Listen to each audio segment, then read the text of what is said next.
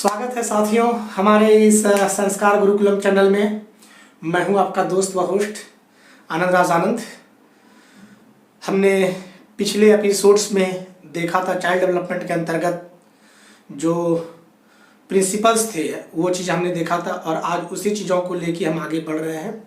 और आज हम आपसे बात करेंगे कि द स्टेजेस है ना, अवस्था, जो बाल विकास की अवस्थाएं हैं, स्टेजेस ऑफ डेवलपमेंट है, हम उनमें बात करेंगे।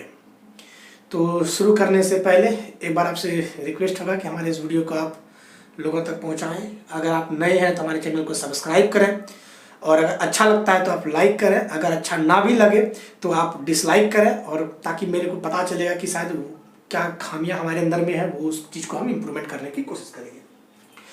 तो चलिए साथियों, आप अपना भूमिका निभाएंगे, हम अपना भूमिका निभाते हैं और समय को बिना बर्बाद किए हम लोग टॉपिक की ओर आते हैं। तो चलिए आज हम लोग बात करेंगे और वो टॉपिक है stages of child development. Stages of child development,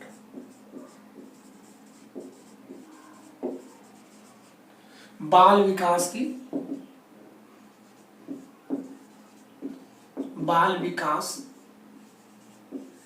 की अवस्थाएं।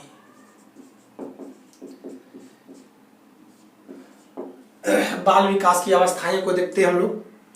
इसमें से बाल विकास की अवस्थाएं की अगर बात करने से पूर्व में देखें तो बालक जो होते हैं उसकी उत्पत्ति कहाँ से शुरू होती है और कहाँ जाके खत्म होती है, इन सारी चीज़ों के ऊपर हम वर्णन करेंगे। एक बालक सर्वप्रथम अपने माँ के गर्भ में होता है और उस माँ के गर्भ में जो 9 महीने का जो समय होता है वो उनके अनुसार, उनके माँ के जो गर्भ होती है उनकी सिचुएशंस के आधार पे होता है। चूँकि वो बालक नहीं होते हैं, वो माँ के गर्भ में एक नन्हा सा जो कुछ अंश होते हैं, उस अंश में जीव भी होते हैं, उनको हम लोग यहाँ पे बालक नहीं कहेंगे।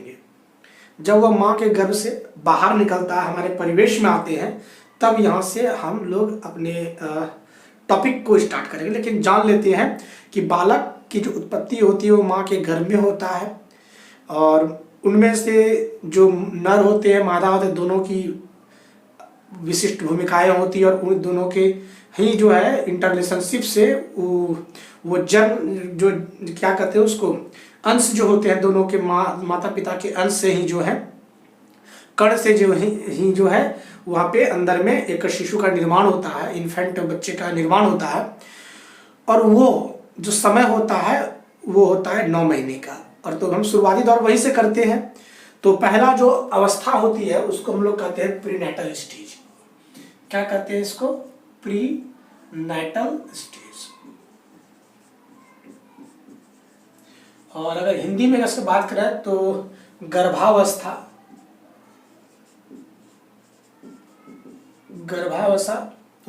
है ना, या प्रसव पूर्व अवस्था भी इसको कहते हैं। कहीं कहीं पे आपको प्रसव पूर्व अवस्था भी देखने को मिल जाएगा।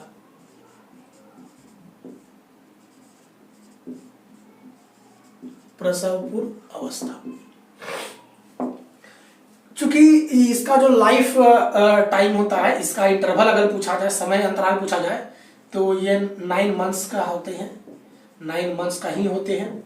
और चूंकि ये हम बाल विकास पढ़ रहे हैं तो जब तक माँ के गर्भ से बाहर निकलेगा नहीं तो उसकी हम विकास को नहीं पढ़ेंगे। यहाँ पे हमें डॉक्टर बनना नहीं है, हमें ना ही साइकोलॉजिस्ट बनना, हमें एग्जाम पास करना है। और एग्जाम पॉइंट ऑफ व्यू से ये इम्पोर्टेंट नहीं है, इसीलिए इसमें ज़्यादा समय बर्बाद नहीं करते हैं। अगर बात करें जब पोस्ट नेटल में आता है, जब प्रसव के बाद, है ना, देखिए एक बात यहाँ पे आ रहेगा, प्री क्या मतलब होता है पहले, अब पोस्ट मतलब होता है बाद, है ना। तो अब आते हैं पोस्ट नेटल में। तो जब बच्चा का माँ के गर्भ से बाहर निकलते हैं तो वहाँ से जर्नी स्टार्ट होती है हमारे चाइल्ड डेवलपमेंट की। और हमारे टॉपिक में भी यहीं से क्वेश्चन आते हैं तो हम पढ़ते हैं यहाँ पे। और वो जब माँ के गर्भ से बच्चे बाहर निकलते हैं तो उसको कहते हैं स्टेज ऑफ इन्फेंसी। क्या कहते हैं इसको? स्टेज ऑफ इन्फेंसी कहते हैं। वहीं इसको हिंदी में हम लोग शैशवावस्था कहते हैं।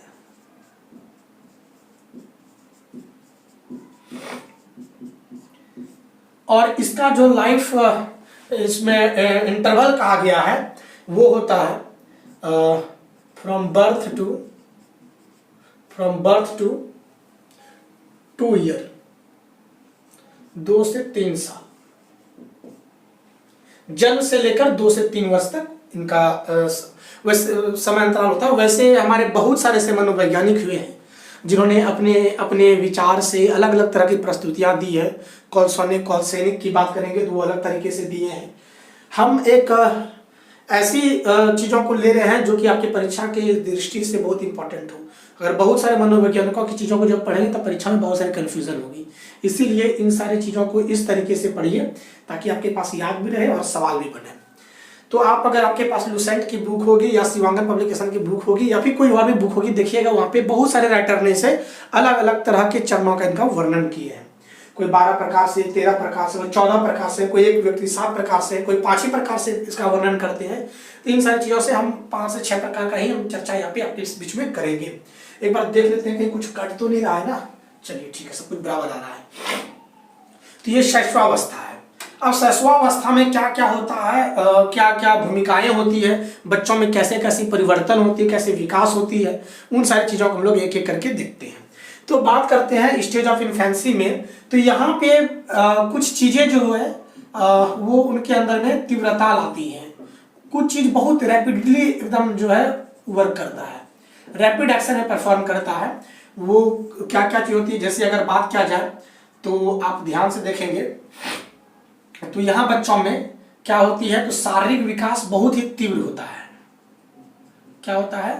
शारीरिक विकास तीव्र होता है। हाँ, अभी तीव्रता पे बात कर रहे हैं। शारीरिक विकास तीव्र होती है, इसको हम लोग कहें तो फिजिकल डेवलपमेंट कह सकते हैं। इसको हम लोग फिजिकल डेवलपमेंट ये तीव्र होती है। बात करेंगे, लिख लेते हैं। फिर यहाँ पे देखिएगा तो इनकी जो मानसिक शारीरिक विकास होती है, वहीं पे मानसिक विकास भी जो है तीव्र होती है। मेंटल डेवलपमेंट, हम तो कहेंगे कि इंग्लिश मीडियम वाले तो लिखते ही इंग्लिश में है, हिंदी मीडियम वाले भी इंग्लिश में लिखेंगे, कुछ ज़्यादा ही अच्छा लगेगा, है ना। मेंटल डेवलपमेंट, इंग्लिश हिंदी में थोड़ा सा फर्क यही हो जाता है कि हिंदी में उनका नाम बहुत चेंज होते हैं, लेकिन इंग्लिश में नाम चेंज नहीं होता, नाम जियो का तीव्र आता है। शारीरिक विकास में तीव्रता आती है, मानसिक विकास में तीव्रता आती है, वहीं पे जो है सांवेगिक विकास में तीव्रता आती है। आपके मन में होगा कि सांवेगिक विकास क्या है, तो हम चर्चा करेंगे अभी। ये होता है इमोशनल डेवलपमेंट।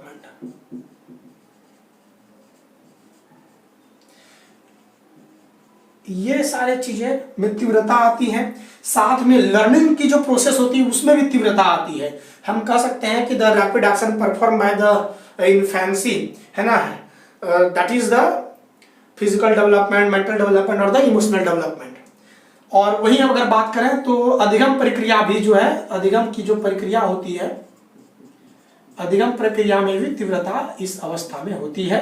लर्निंग प्रोसेस भी जो होती है यहाँ पे रैपिड में होती है, रैपिडली होती है लर्निंग प्रोसेस। एक चीज और, जो यहाँ पे बच्चे अधिगम करते हैं ना, तो वो इमिटेशन करके वो बहुत ज्यादा लर्निंग करते हैं ना। तो हम यहाँ पे लिख सकते हैं कि नकल के आधार पर तीव्रता, नकल के आधार पर अधिगम में तीव्रता, है ना।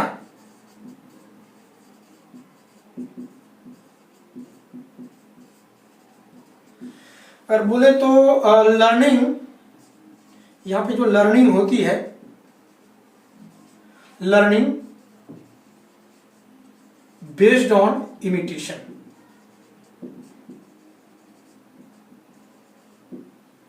अब इन चीजों को हम लोग समझते हैं पहले एक करके। जब मां के गर्भ से बच्चा बाहर निकलता है, बाहर वो जब आते हैं तो उनमें सर्वप्रथम देखा जाता है कि माँ के गर्भ में तो बच्चा सबसे पहले सुई के 9 के बराबर था और वहीं से उनकी हाइट जो है 1.5 फुट का लमसम हो जाता है। जब माँ के गर्भ से बाहर निकला तो देखें बच्चा बहुत जल्दी उसमें जो है वृद्धि होती है, उनके अंदर में हाइट बहुत ज़्यादा बढ़ती है, उनके शारीरिक विकास बहुत ही तीव्र होती है।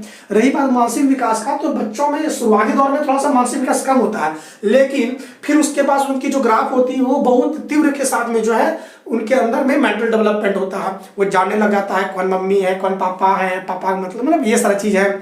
फिर उनको दूध का बोतल देख के याद आता है कि नहीं ये तो पीने वाला है, इससे उनको मतलब प्यास बुझता है, भूख लगता है तो उसके लिए हमें दूध मिलती है। ये माँ है, ये माँ का गोद में जाते हुए प्यार मिलता है। ये सारे मानसिक विकास के अंदर आती है। वहीं पे एक आया सामूहिक विकास। सामूहिक इमोशनल डेवलपमेंट क्या होता है समझिएगा। इमोशनल डेवलपमेंट बच्चों का स्टार्ट जो है यहीं से होता है और ये तीव्र होता है। बच्चा थोड़ा सा भी उनको कठिनाई हो, संवेग का मतलब क्या होता है, रोना हो गया, प्रेम हो गया।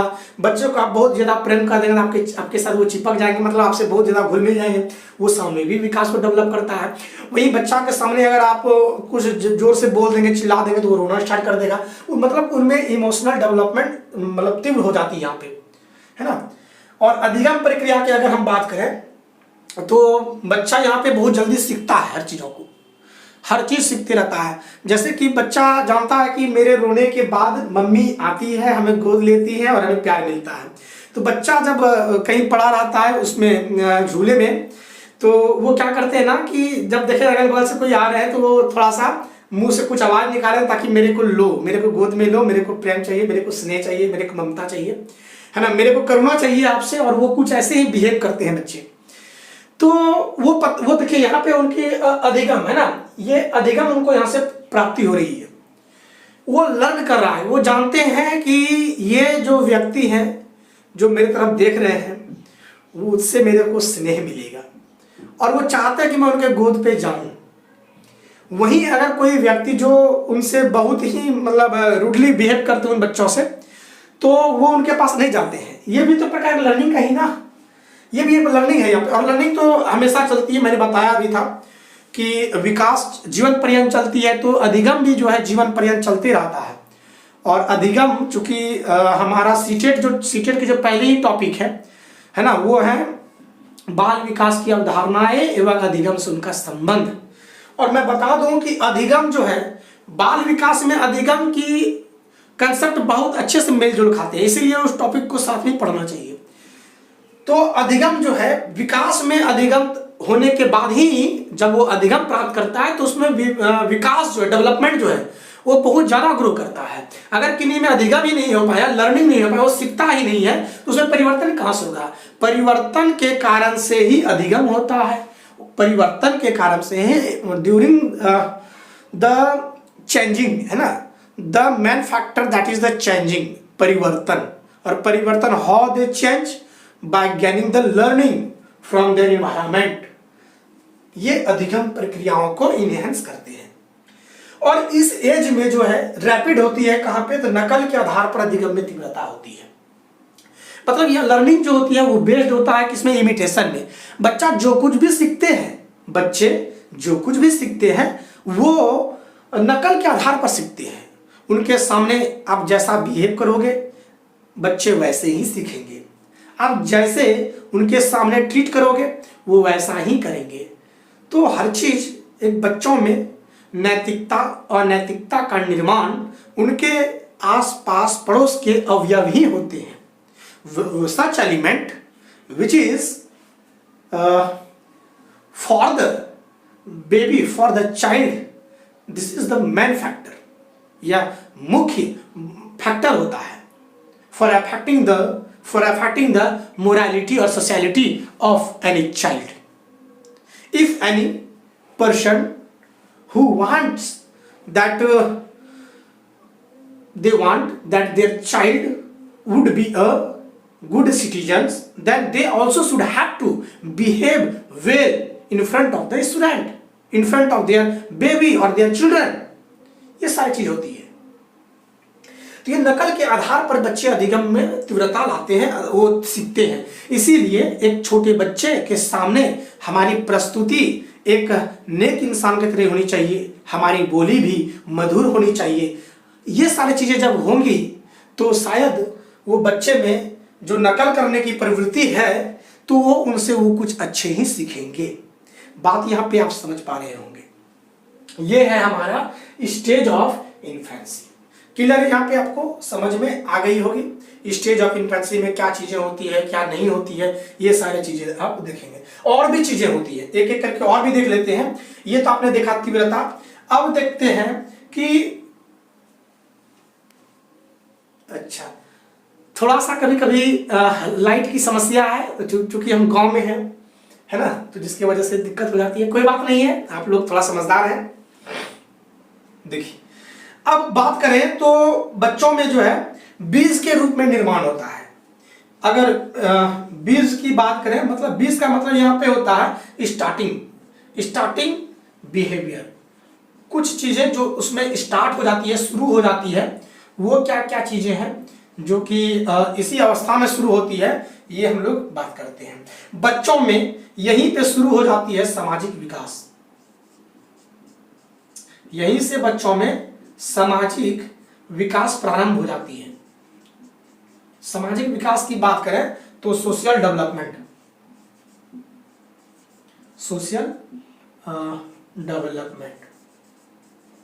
ये बच्चों में विकास शुरू हो जाती है सामाजिक। यहां से जब सामाजिक विकास देखो, कट तो नहीं रहा है, मैं देख लूं, चलिए ठीक है, बहुत अच्छा, एक बार और आ जाएगा इसमें।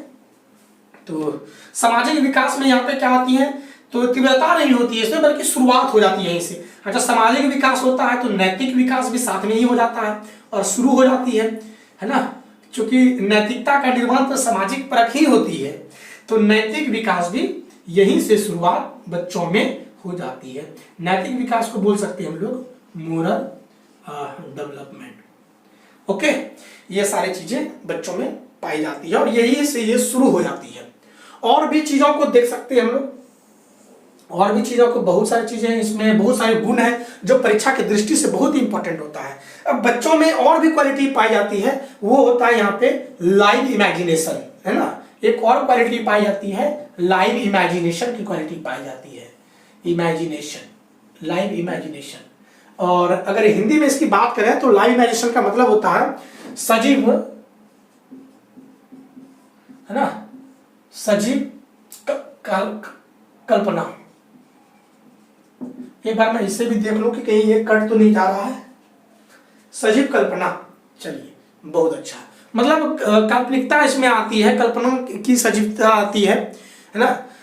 ये क्या होती है, बच्चे एक डॉल है तो उनको लगता है कि यह इसमें भी ये डॉल है, जिस प्रकार से मैं खाता हूं तो ये डॉल भी खाते हैं।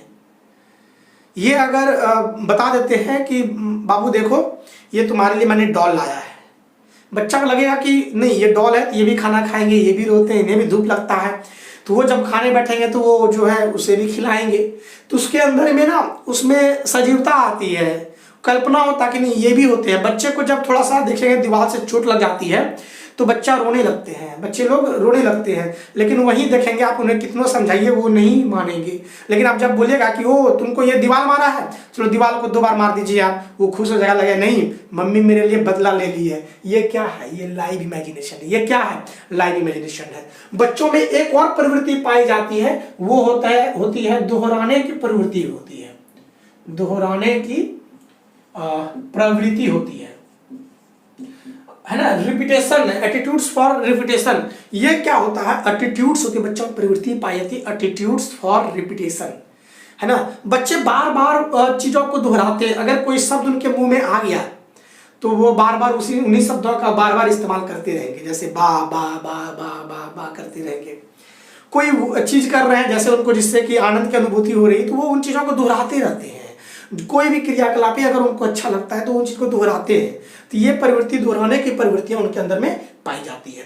और भी कुछ चीजें हैं, और अगर बात करें तो बच्चों में जो प्रवृत्ति पाई जाती है वो होती है बच्चों में मूल प्रवृत्तियां, है ना। तो इसका मतलब यह है कि मूल प्रवृत्तियों पर आधारित व्यवहार को वो प्रदर्शित करते हैं, है ना। इसको भी लिख लेंगे फिर समझाते हैं। मूल प्रवृत्ति, मूल प्रवृत्तियों पर आधारित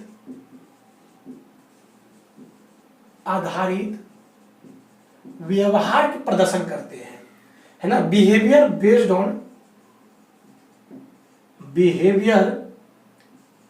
which is based on basic instinct, है ना, basic instinct,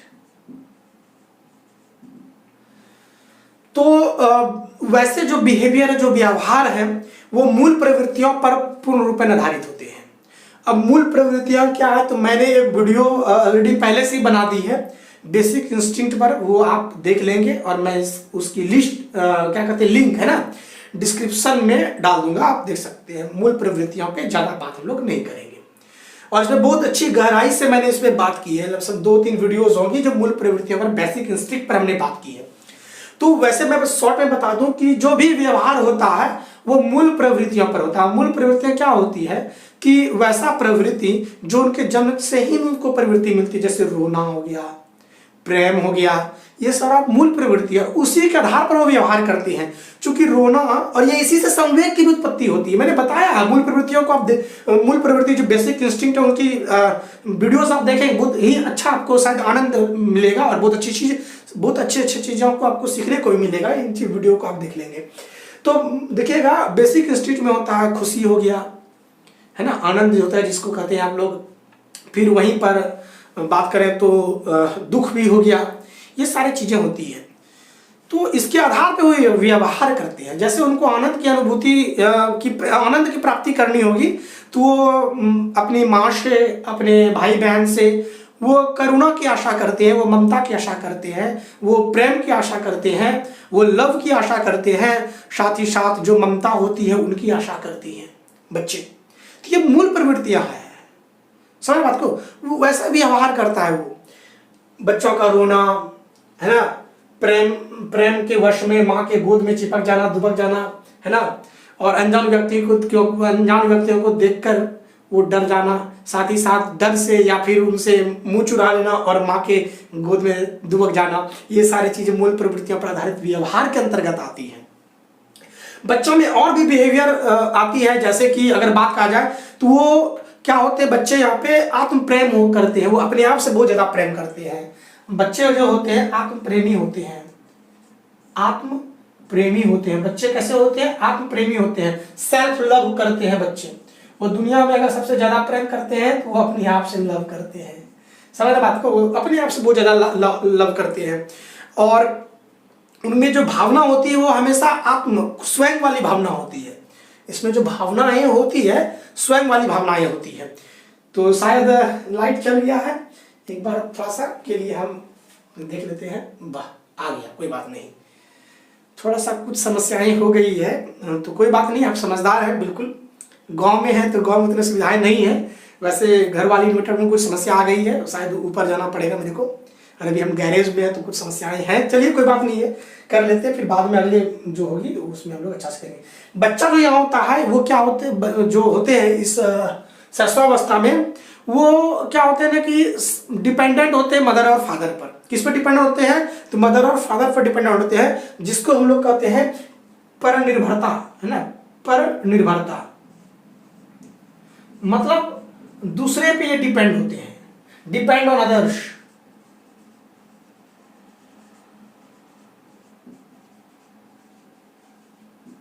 depend on others, ये दूसरे पर बहुत ज्यादा निर्भर करते हैं।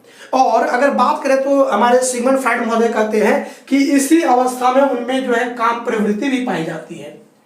काम प्रवृत्ति भी बच्चों में प्रवृत्ति है ना, बच्चों में प्रवृत्ति पाई जाती है ना।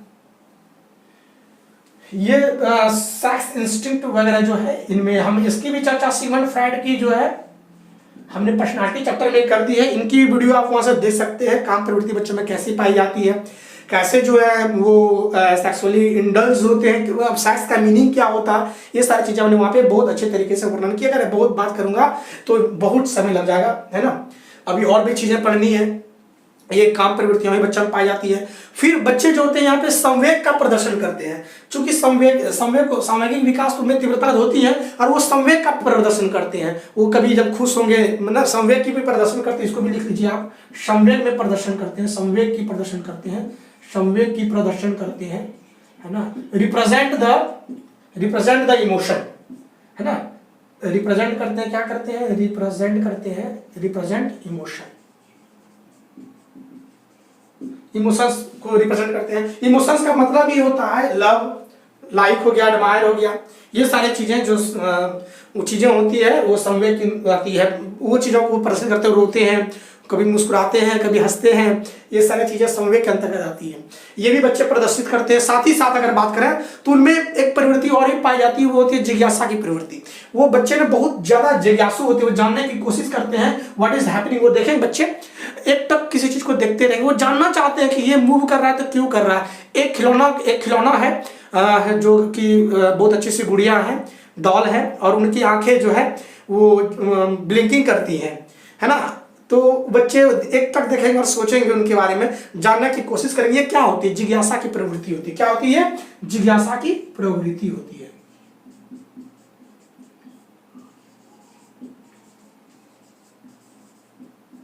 है ना, जिज्ञासा होती है उनके अंदर में, अवेयरनेस होती है, जागरूकता होती है जानने की कोई चीज की। ठीक है, ये सारी चीजें आपने एक बार इसको जरा फोटोशॉप कर लीजिए, क्या कहते हैं उसको, फोटो एडिटिंग, स्नैपशॉट या कुछ ऐसे बोलते हैं उसको, स्क्रीनशॉट। एक बार स्क्रीनशॉट इन वीडियोस इसका ले लीजिए। फिर हम लोग इन्फेंसी के बाद हम लोग चलेंगे अर्ली चाइल्डहुड पे चलेंगे, फिर लेटर चाइल्डहुड पे चलेंगे, और फिर और भी आगे चलेंगे, एडोलसेंस पे चलेंगे, फिर एडल्ट को तो नहीं पढ़ेंगे, बस ये चीज़ों। तो एक बार लोग इसका जरा लिख लीजिए और मैं इसे फिर रब करके आगे की ओर चलते हैं और चीज़ों को सीखेंगे। जब तक मैं मिटाऊं तब तक आप लोग क्या करेंगे, हमारे वीडियोस को एक बार लोगों के बीच में शेयर कर दीजिए, ताकि और भी लोग इनसे जुड़े, लाभान्वित महसूस करें, है ना। आपके ज़िंदगी के साथ साथ उनका भी ज़िंदगी सफलता की ओर चले, है ना। और अगर अच्छा लगे तो थोड़ा सा लाइक भी कर देंगे, कमेंट भी कर देंगे, और करना ना करना आपकी फर्ज है। अच्छा लगे तो ठीक है, ना लगे तो भी ठीक है। वैसे मेरा काम है याद दिलाना, क्योंकि देखा मैंने इम्प्रेशंस अपने वीडियोस की, तो लोग देखते तो हैं लेकिन उनसे ज़्यादा, जितने ज़्यादा लोग देखते हैं उतना जो है क्या करते हैं ना, सब्सक्राइब नहीं करते। अभी तक मेरा सब्सक्राइबर जो 1 के हो गया रहता, उससे ज़्यादा ही रहता, लेकिन आप लोग देखते हैं लेकिन सब्सक्राइब नहीं करते हैं उसको, आप लोग आगे निकल जाते हैं। हम चाहेंगे कि आप लोग उसे सब्सक्राइब करें, ताकि और भी हम अच्छे से अच्छी चीज़ आपके साथ ला पाएँ। और मेरा एक ही यहाँ पे सोच रहा है कि इस भर लॉकडाउन में पता नहीं, शायद और भी आगे समय में हम पढ़ा पाएंगे कि नहीं पढ़ा पाएंगे। अगर समय रहेगा तो वैसा मिलेगा सिचुएशन तो पढ़ा ही देंगे, लेकिन जिस तरह स्थिति रहती है अब लगता नहीं कि मतलब कि और भी आगे पढ़ा सकते हैं। तो जितना हमारे अंदर में ज्ञान है, जितना हमें आइडियाज़, हमारे पास अनुभव है, वो आपके तक हम पहुँचाएँ। और जितना भी आइडियाज़, थाट्स, विचार मेरे मन में है, वो सारी चीज़ आप लोगों को दे दें, फिर आगे की चीज़ें कौन जानती है। इसीलिए मैंने सोचा है कि पूरा कंप्लीट पेडागॉजी, पूरा कंप्लीट, चाहे मैथ पेडागॉजी हो, इंग्लिश पेडागॉजी हो, ईवीएस पेडागॉजी हो, हिंदी पेडागॉजी हो, संस्कृत पेडागॉजी हो, उर्दू से संबंधित पेडागॉजी हो, सारे चीज़ों को मैं कवर करूँगा, ये मेरा आप लोगों से वादा है। और जैसे DSSB की एग्जाम्स है, इन सारी चीज़ों को भी मैं कवर करूँगा, KVS, NVS सारी चीज़ें। तो आप लोग एक बार ना जम के मेहनत कीजिए, तैयारी कीजिए, लगे रहिए। और कुछ नहीं है ऐसा दुनिया में, जो रहता है लिखा वही होता है ना। और आगे चीज़ों को अब हम लोग और भी आगे बढ़ाते हैं। तो चलिए, बाकी आप लोग सारे लोग समझदार हैं कि कैसे ज़िंदगी जिया जाता है ना। तो चलिए अब आगे हम लोग देखते हैं। और अब जो चूँकि हमने इन्फेंसी पीरियड को देखा, शैशवावस्था को देखा, प्रीनेटल स्टेज को देखा, अब हम लोग देखते हैं बाल्यावस्था। और बाल्यावस्था में भी अर्ली चाइल्डहुड को देखते हैं। क्या देखते हैं हम लोग? Early childhood. तो चलिए तीसरे नंबर को देखते हैं हम लोग, जिसका नाम है अर्ली चाइल्डहुड, है ना। तो अर्ली चाइल्डहुड क्या होता है, थोड़ा सा फिर लाइट की समस्या हो गई है, शायद हमें लगता है कि कुछ ना कुछ करना पड़ेगा। तो एक बार आप लोग थोड़ा सा वेट कर लेंगे। चलिए, थोड़ा सा लाइट की समस्या हो जाती है, कोई बात नहीं है। और अब चालू हम लोग करते हैं। और बात कर रहे थे हम लोग अर्ली चाइल्डहुड पर, और इसको हिंदी में कहते हैं हम लोग पूर्व बाल्यावस्था, है ना। पूर्व बाल्यावस्था, पूर्व बाल्यावस्था। और इसका जो अगर समय बोला जाए तो इसकी होती है 2 से 3 वर्ष, बोले 2 से 3 वर्ष से लेकर चल जाती है सीधा 6 से 7 वर्ष तक। देखिए, हर एक बुक में अलग अलग प्रकार से लिखे हैं। हम आपको ऐसा दिए हैं कि जो परीक्षा दृष्टि से आपके लिए बहुत ही इंपॉर्टेंट होगा, और सारे ऑब्जेक्टिव क्वेश्चन आप यहाँ से हल कर सकते हैं। मेरा एक ही मानना है कि जो मैं कर दूं वो अच्छा हो जाए।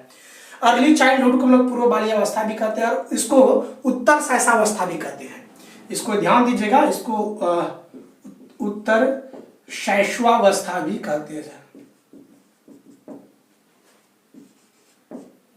इसको उत्तर शैशवावस्था भी कहते हैं। पोस्ट इन्फेंसी पीरियड कहते हैं, पोस्ट इन्फेंसी पीरियड भी इसको कहते हैं, पोस्ट इन्फेंसी पीरियड, ये हिंदी में इसको उत्तर शैशवावस्था, पोस्ट इन्फेंसी है ना, इसको पोस्ट इन्फेंसी स्टेज भी कहते हैं। अब अगर हम बात करें तो इस समय जो अर्ली चाइल्डहुड होता है, इसमें बच्चों में फिजिकल डेवलपमेंट जो है क्या होता है, तो फिजिकल डेवलपमेंट एकदम मतलब थोड़ा सा कम होता है, क्योंकि आप देखे होंगे शैशवावस्था में बच्चे बहुत जल्दी ग्रो करते थे, उनमें बहुत सारी चीजें वो बढ़ती थी, है ना, मतलब कि बहुत उनके शरीर में विकास होती है, बहुत स्पीड से होती थी, रैपिडिटी थी उनमें। लेकिन यहीं पे आके थोड़ा सा जो फिजिकल डेवलपमेंट है ना, फिजिकल डेवलपमेंट थोड़ा सा कम हो जाता है। फिजिकल डेवलपमेंट बोले तो हिंदी मीडियम वाले ध्यान देंगे, शारीरिक विकास में थोड़ा सा कमी आ जाती है, शारीरिक विकास थोड़ी सी कम होती है, यहाँ पे शारीरिक विकास होती है लेकिन जो दर होता है वो कम जाती है, शारीरिक विकास थोड़ा स्लो होता है ना, स्लो होती है। फिर अगर बात करें तो फिजिकल डेवलपमेंट, चूंकि यहाँ पे बहुत सारी चीजें हैं जो कि आपको कम ज्यादा, अगर यहाँ बात करें तो एक चीज बहुत ज्यादा तीव्र होती है, वो होता है लैंग्वेज डेवलपमेंट, है ना, यहाँ पे लैंग्वेज डेवलपमेंट तीव्र होती है, मतलब कि भाषा विकास जो होती है, भाषा में जो विकास होती है वो यहाँ पे तीव्र हो जाती है, फास्टेस्ट हो जाती है, तीव्र फास्टेस्ट, है ना। इंग्लिश मीडियम वाले थोड़ा सा आप हिंदी भी जानने की कोशिश करेंगे, तीव्र को फास्टेस्ट कहते हैं, हम इंग्लिश में तो वर्ड बोल ही देते हैं, अगर कोई चीज़ छूट जाए लिखने से तो वो आप हमें कमेंट कर दीजिएगा या फिर डिक्शनरी से देख लीजिएगा, कहीं छूट जाएगा, कोशिश करते हैं कि कोई चीज़ें ना छूटे, और ये सारी चीज़ें होती है। तो लेकिन अगर जैसे तीव्र है, तीव्र का मतलब क्या होता है, फास्ट होती है, भाषा तीव्र होती है, फास्ट होती है, समझ पा रहे। लैंग्वेज डेवलपमेंट होती है तीव्र, वही भी बोले तो सोशल डेवलपमेंट जो होता है, सोशल डेवलपमेंट तीव्र होती है यहाँ पे,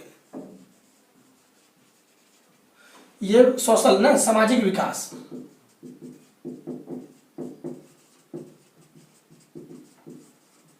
सामाजिक विकास तीव्र होती है। और अगर बात किया जाए तो इसे प्ले एज कहा जाता है। प्ले एज एक मनोवैज्ञानिक हुए जिनका नाम था मिड्रेट पाटर, मिड्रेट पाटर नाम करके एक मनोवैज्ञानिक हुए, वो कहते हैं कि this is the period where the child started to play, they wants more and more types of play, है ना, वो ज्यादा से ज्यादा खेल को पसंद करते हैं, यहाँ पे मिड्रेट पाटर कहते हैं। एक जगह यहाँ पे और शैशवावस्था में शैशवावस्था को हम लोग टॉय एज कह सकते हैं, क्या कहते हैं उसको, टॉय एज, खिलौनों की आयु। क्या होगी अगर आपसे क्वेश्चन पूछा खिलौनों की आयु, तो आप इसे नहीं लिखेंगे पूर्व बाल्यावस्था या बाल्यावस्था नहीं लिखेंगे, शैशवावस्था की। शैशवावस्था में बच्चे खिलौनों से खेलना ज्यादा पसंद करते हैं, वो शैशवावस्था में होती है। लेकिन अगर बोला जाए प्ले एज कहा जाए, मतलब यहाँ पे खेल से संबंधित बात जाए कि खेलों का आयु, खेल का आयु कहा जाए, तो वो हम लोग लिखेंगे early childhood.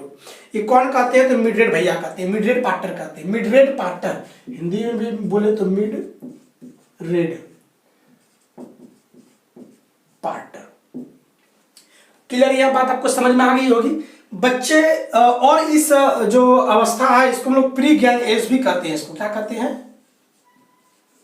Pre gang as, gang पूर्व अवस्था, है ना।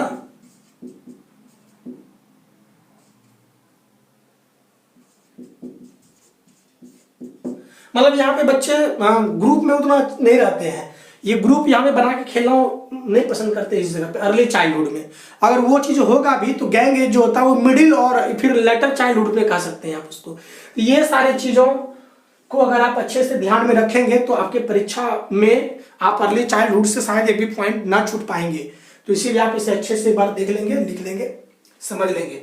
तो एक बार इसका भी स्नैपशॉट खींच लीजिए, और अगर जगह उधर बच गई होगी तो हम अगले चीजों को लेके भी चलेंगे, नहीं इसको मिटा ही देते फिर से लोग लिखते हैं ना। और चौथा देखेंगे अब हम लोग, तो एक बार इसका फोटो फाटो खींच लीजिए आप लोग, फोटो खींच लीजिए इसको, चलिए छाप लीजिए ना। हाँ, तो फिर से जो हमारे नए साथी लोग हैं सब्सक्राइब लेकिन जरूर करेंगे, बार बार बोलने में भी अच्छा नहीं लगता है लेकिन करिएगा, इच्छा हो तो ठीक है, नहीं तो भी ठीक है। हम लोग अर्ली चाइल्डहुड के बाद जो देखेंगे चीजें वो है हमारा लेटर चाइल्डहुड। इसको हम लोग अर्ली की जगह यहाँ पे हो जाएगा लेटर चाइल्डहुड। और उत्तर बाल्यावस्था है ना, क्या हो जाएगा यहाँ पे उत्तर बाल्यावस्था। और इसकी जो एज होती है, टाइम इंटरवल है ना, समय का अंतराल जो होता है, कह सकते हैं कि 6 से 7 वर्ष से लेकर हमारा जाता है 11-12 साल तक, 12 वर्ष तक। अब इस चीजों को हम लोग एक एक करके समझने की कोशिश करते हैं। लेटर चाइल्डहुड में क्या क्या होती है, अब ध्यान से देखिएगा। यहां पर बच्चों में जो फिजिकल डेवलपमेंट होता है बहुत ही कम होता है। कितना कम होता है? बहुत। उसमें तो कुछ कम था, लेकिन यहां पे फिजिकल डेवलपमेंट बहुत ही कम होता है। फिजिकल डेवलपमेंट, शारीरिक विकास बहुत कम होता है ना। शारीरिक विकास की बात करें, शारीरिक विकास थोड़ा सा हिंदी मीडियम ध्यान दीजिएगा। शारीरिक विकास कम होते हैं यहां पे, एकदम बहुत कम होते हैं। और यहां पे जो बच्चे होते हैं, यहां पे सामाजिक विकास जबरदस्त होता है। अगर बात करें तो सामाजिक विकास जबरदस्त होंगे, यहाँ पे लैंग्वेज में भी उसकी मैच्योरिटी आ जाएगी, साथ ही साथ कॉग्निटिव डेवलपमेंट लाजवाब होते हैं। यहाँ पे बच्चे लॉजिकल टॉक करना स्टार्ट कर देते हैं, समझ बात है ना। फिजिकल डेवलपमेंट बहुत कम होता है। फिर बोले अगर लैंग्वेज डेवलपमेंट में, तो अगर लैंग्वेज की बात करें तो भाषा में उसमें परिपक्वता आ जाती है। परिपक्वता आ जाती है भाषा में, लैंग्वेज मतलब भाषा में परिपक्वता आती है, मतलब ये कहें तो मैच्योरिटी आ जाती है। अब वो बहुत अच्छे अच्छे शब्दों का इस्तेमाल करने लग जाते हैं बच्चे यहाँ पे, है ना। और वहीं अगर हम लोग बात करें तो बच्चों में जो सोशलाइजेशन होती है ना, सोशलाइजेशन होती है, समाजीकरण है ना। समाजीकरण प्रारंभ तो वैसे वहीं से होता है, लेकिन यहाँ पे जाके तीव्र हो जाती है। और तीव्र होने का वजह ये होते हैं कि चूंकि स्कूल का बहुत बड़ा यहाँ पे रोल रहता है, और स्कूल के जो टीचर्स हैं उनकी रोल होती है सोशलाइजेशन में, साथ ही साथ उनके जो पियर्स हैं उनकी रोल यहाँ पे बहुत जबरदस्त होते हैं। तो समाजीकरण यहाँ पे तीव्र हो जाते हैं।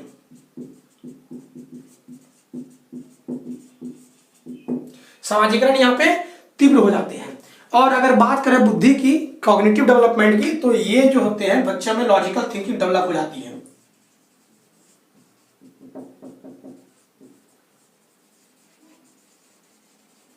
संज्ञानात्मक विकास है ना, या बौद्धिक विकास, जो भी बोलिए।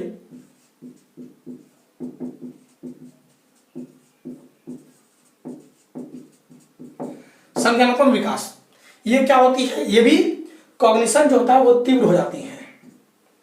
ये बात समझ गए होंगे आप।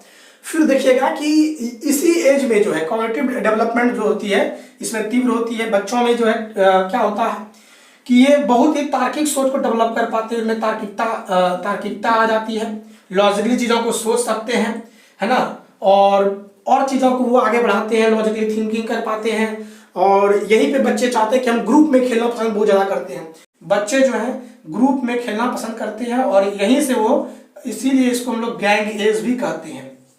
यहाँ पे बच्चे गैंग बना के खेलते हैं, ग्रुप में खेलना पसंद करते हैं, मतलब समूह में खेलना पसंद करते हैं, या समूह में खेलना पसंद करते हैं इत्यादि।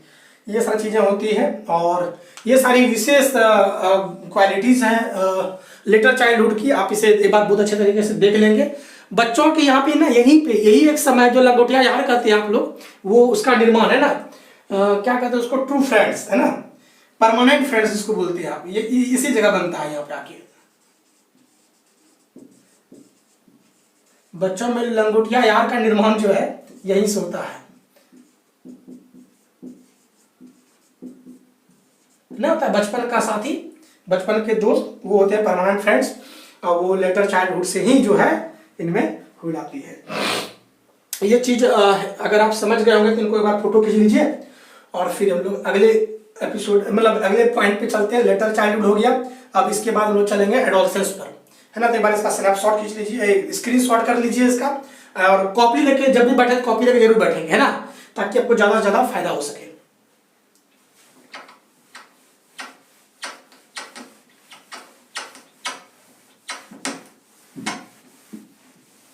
आप लोग जरा जो भी है देखिए, हमारी मानसिकता यही रहती है कि आपको ज़्यादा से ज़्यादा लाभ पहुंचाए, है ना। शायद कुछ चीज़ें होती है जो लोगों को करते रहना चाहिए, जो उनकी इच्छा पूर्ण होती है ना। तो आइए हम लोग ऐसी चीज़ को आगे बढ़ाते हैं, और 5वें नंबर पे आ जाते हैं हमारे पास 1 2 3 4 5। 5वें नंबर पे हम लोग देख लेते हैं, अब होता है क्या चीज़, तो एडोलसेंस, है ना। और ये होती है किशोरावस्था।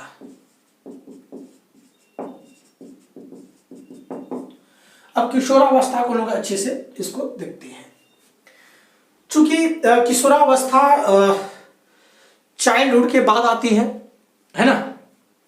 जब बचपना बीत जाता है तो किशोरावस्था ही आते हैं, और इनकी जो सीमा होती है, समय सीमा ना, 11-12 साल से लेके 18-19 साल तक चलता है ये काल। और इस बीच में जो क्रियाएं होती है, इस बीच में जो उनमें परिवर्तन होती है, उसकी अध्ययन हम लोग अब करते हैं। तो इसमें से सबसे पहले बात देखें हम लोग, फिजिकल डेवलपमेंट वहाँ पे बहुत कम हुआ था, लेकिन यहाँ पे आके फिजिकल डेवलपमेंट तीव्र हो जाता है। तो ध्यान दीजिएगा, यहाँ पे जो शारीरिक विकास होती है, फिजिकल डेवलपमेंट होती है ना, वो बहुत ही तीव्र हो जाती है। डेवलपमेंट अत्यधिक मतलब तीव्र हो जाती है ना, तीव्र हो जाती है। फिजिकल डेवलपमेंट, बार बार हम हिंदी इंग्लिश कर रहे हैं तो एक दो जगह पे ध्यान दीजिएगा। शारीरिक विकास तीव्र हो जाती है, शारीरिक विकास यहाँ पे तीव्र हो जाती है, जिसे हम लोग स्पट ग्रोथ भी कहते हैं। तीव्र हो जाती है जिसे हम लोग क्या कहते हैं, स्पट ग्रोथ भी कहते हैं, स्पट ग्रोथ। हिंदी अगर बोले तो स्पट का मतलब बहुत ज्यादा तीव्र ना। इसको एक बार देख लीजिएगा, स्पट ग्रोथ, स्पट का हिंदी क्या होता है। बार स्पट ग्रोथ मतलब, स्पट का मतलब होता है अति तीव्रता के साथ में जो डेवलपमेंट हो रही है, मतलब शरीर में जो वृद्धि हो रही है, उसी को यहाँ पे स्पट ग्रोथ कहते हैं हम लोग। और एडोलसेंस की जो स्टार्टिंग पीरियड होता है, उसी को हम लोग प्यूबर्टी एज भी कहते हैं। एडोलसेंस की जो किशोरावस्था है ना, जो किशोरावस्था है, किशोरावस्था की स्टार्टिंग पीरियड को, शुरुआती दौर को, है ना, शुरुआती दौर को, स्टार्टिंग पीरियड को प्यूबर्टी एज भी कहते हैं। और इसको हिंदी में लिखते हैं वयः संधि, वयः संधि काल। कभी इस टॉपिक को हम प्यूबर्टी एज को बहुत अच्छे से एक वीडियो में इसको डील करेंगे, जो कि बेहतरीन चीज है। इसमें बहुत ही बारीकी से चीजों को हम लेंगे। ये सारी चीजें होती है। वहीं पे एक हमारे मनोवैज्ञानिक हुए जिनका नाम रहा Stanley hall. Stanley hall Hindi में भी देख लेंगे, स्टैनले हॉल।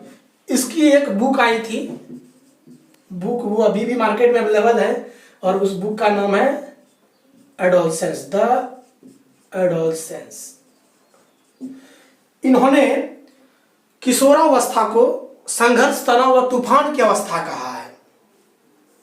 क्या कहा है? संघर्ष,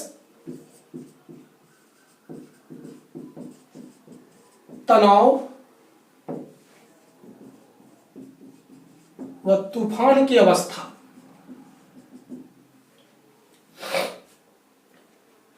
स्ट्रेस, स्ट्रेन एंड स्टॉर्म, ये इसकी स्टेज कहे हैं। Stress, strain and storm. Storm STORM है ना, स्टॉर्म की अवस्था इसे कहे हैं। बच्चे शैशवावस्था, ये जो हमारे किशोरावस्था है, हमारे स्टैनले हॉल महोदय कहते हैं कि जो किशोरावस्था के जो बच्चे होते हैं उनमें बड़ा ही संघर्ष की वो जिंदगी जीते हैं। उनमें तनाव होती है और उस तनाव में रह के वो बहुत तूफानी कार्य को कर जाते हैं। अगर उनको एक अच्छा डायरेक्शन मिल जाए, एक अच्छा दिशा मिल जाए, एक अच्छे अभिप्रेरक के द्वारा, एक अच्छे मार्गदर्शक के द्वारा, एक अच्छे शिक्षक के द्वारा, एक अच्छे अभिभावक के द्वारा, तो वो अपने सफलता को ना जो है एक बार में ही प्राप्त कर सकता है। और उनकी कर्व जो होगी, एकदम जो कर्व होगी वो एकदम उतार वाली होगी, एकदम स्ट्रेट ग्राफ होगी, एकदम सफलता को प्राप्त कर लेगी, एकदम पिनाकल पॉइंट पे पहुंच जाएगी। ये होता है संघर्ष। वो संघर्ष करते हैं बच्चे, उनमें थोड़ी कठिनाइयां भी होती है, जिसकी वजह से उनमें तनाव की स्थिति आती है। आप देखे होंगे कि बच्चे, इस एज के जो बच्चे होते हैं, थोड़ा तनाव में जीते हैं, विशेष करके माताओं की बात को थोड़ा दोहरा देते हैं। जो मम्मीज होती है, मम्मी माता जी, उनकी बात दोहराते हैं, वही पापा से डरते हैं, लेकिन वो चाहते हैं कि हम मम्मी पापा से दूर रहें। वो चूंकि वो चाहते हैं कि वो अपने विचार को प्रस्तुत करना चाहते हैं। बच्चे जो हमारे किशोरावस्था के जो बच्चे होते हैं, वो चाहते हैं कि अब मैं बड़ा हो गया हूँ। उनको लगता है, इनको क्या लगता है कि अब वो बड़ा हो गया ना, उनको लगता है कि वो बड़ा हो गया है, और वो चाहते हैं कि अपना जो विचार है, अपना विचार रखना चाहता है, चाहे वो गलत हो या कुछ हो। लेकिन उनके विचार को मम्मी पापा सुनना नहीं पसंद करते हैं, क्योंकि वो गलत होता है। वो डर से जो है अपने विचार को वहाँ मम्मी पिताजी के पास नहीं रख पाते, माता के पास नहीं रख पाते हैं, अपने दोस्तों को सुनना चाहते हैं। हर व्यक्ति जो अपने विचार, जिनका कोई सुनता है, अगर कोई विचार है, अगर वो कोई सुन लेते हैं, तो उनके पास उनको आनंद की अनुभूति, जैसे मेरी बातें हैं, मेरा बात अगर सुनने वाला बगल में हो तो आनंद की अनुभूति होती है। और हम मेरे मन में है, बोलना चाहते हैं, कोई सुनना ही नहीं पसंद करता है, तो क्या उस जगह पे बैठना पसंद करेंगे? नहीं करेंगे। इसीलिए बच्चे का जो दोस्त होता है ना, वो उनके बातों को सुनते हैं, और बहुत लोग अमल भी करते हैं, बच्चे लोग। तो जिसके वजह से अपना विचार रखते हैं कहाँ पे, तो अपने हम दोस्तों के बीच में, हम जोड़ियों के बीच में, है ना। और वो दोस्तों के बीच में अपने बातों को रखते हैं, दोस्त उनको प्रायोरिटी देता है, इसीलिए दोस्त के साथ में ही शेयर करते हैं अपनी बातों को। इसी वजह से अपने जो अभिभावक हैं उससे वो बच के चलते हैं, क्योंकि उनको वहाँ पे मान्यताएं, उनके शब्द को, उनके जो बोली है, उनके जो विचार है, उनको मान्यता नहीं मिलता है, जिसकी वजह से अभिभावक से बचकर चलते हैं, है ना, अभिभावक से बचकर चलते हैं।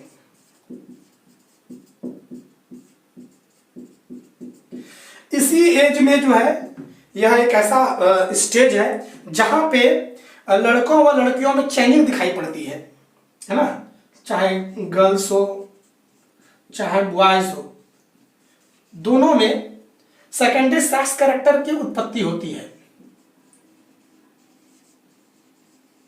सेकेंडरी सेक्स कैरेक्टर, जैसे लड़का है तो उनका आवाज में क्या होना, तो मोटापन आ जाना, लड़कियां हैं तो उनकी जैसे आवाज होती है वो सुरीली हो जाना, ये सारी चीजें देखने को मिलता है।